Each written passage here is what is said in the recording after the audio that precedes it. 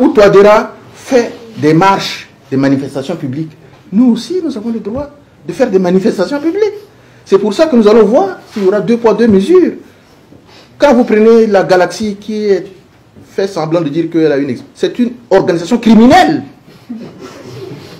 Parce qu'une organisation qui prend les assassinats, les sévices corporels, qu'il faut ligoter, le bâtonnet de l'ordre des avocats, etc., c'est une organisation criminelle. Normalement, c'est le ministre de l'administration du droit qui devait prononcer la dissolution d'une telle organisation, si tant est que cette organisation a existé. Donc pour nous, nous n'allons pas attendre que Touadéra lui fera les marches. Nous, on va rester, croiser les bras. Il va développer des arguments. Actuellement, à l'université, il y a des soi-disant constitutionnalistes qui veulent faire une conférence débat. Mais ce qui est grave, c'est que l'université, qui est le temple du savoir, s'est retrouvée avec des pourfendeurs du droit, des braconniers du droit, qui vont se retrouver pour parler de comité de soutien. Mais nous sommes sur un domaine scientifique.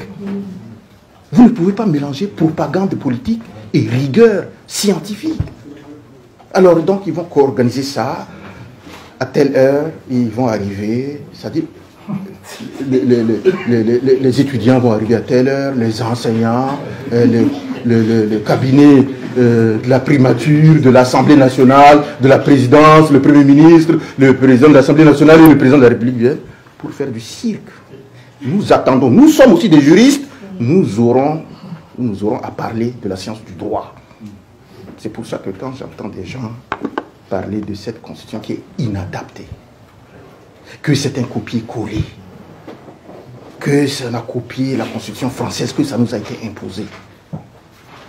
Il y aura des débats entre nous les juristes. Parce qu'avant d'être une question politique, d'abord, même si c'est d'abord une question politique, mais c'est surtout une question juridique. L'élaboration d'une constitution obéit à des règles de droit. C'est pas des gens... Vous voyez comment ils sont même incapables de procéder à une théorisation de la question. Ils ont commencé comment? Non, dans la constitution, là, on a parlé de tel article 100, tel, comme ça. Et puis après, un certain Doning là dit que il y a l'article 2 du Code civil.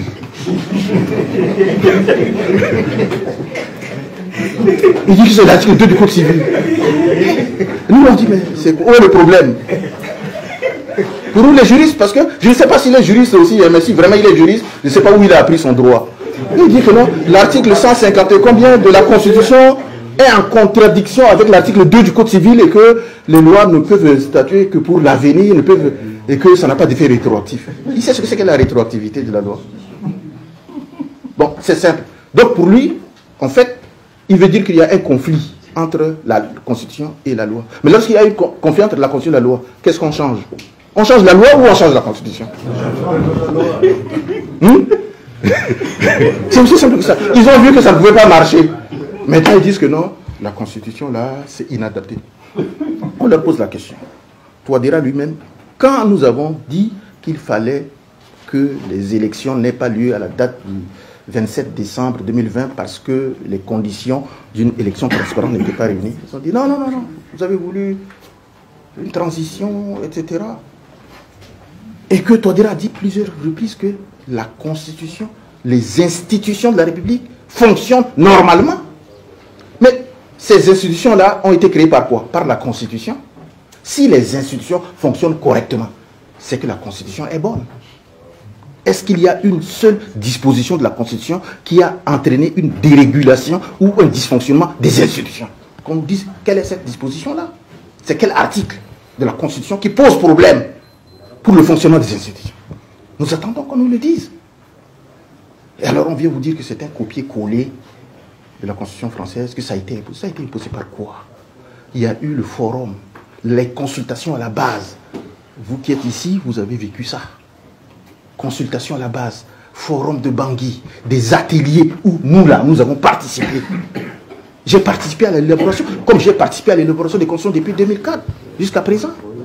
C'est notre tâche. Après, les politiques, les anciens premiers ministres, les anciens présidents de l'Assemblée nationale, tous les Centrafricains qui ont assumé des hautes responsabilités dans ce pays ont participé à l'élaboration de cette constitution. Le problème aujourd'hui, c'est que Touadéra veut être président à vie. Donc il ne faut pas invoquer le peuple. Il ne faut pas parler de constitution. C'est de l'imposture. Touadéra est un imposteur. Et il ne peut pas amener le pays dans le chaos pour assouvir sa gloutonnerie politique. Ça, nous n'accepterons pas ça. Il faut que ça soit clair. Il veut être président à vie. Eh bien, qu'il soit président à vie. Et on verra.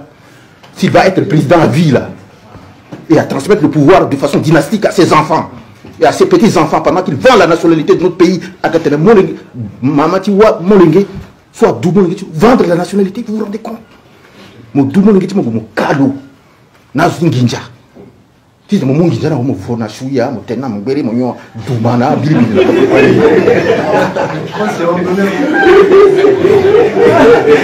et vous voulez que tout ça là, on doit attendre qu'il y ait la campagne référendaire pour en parler? Donc, si nous avons décidé de mettre en place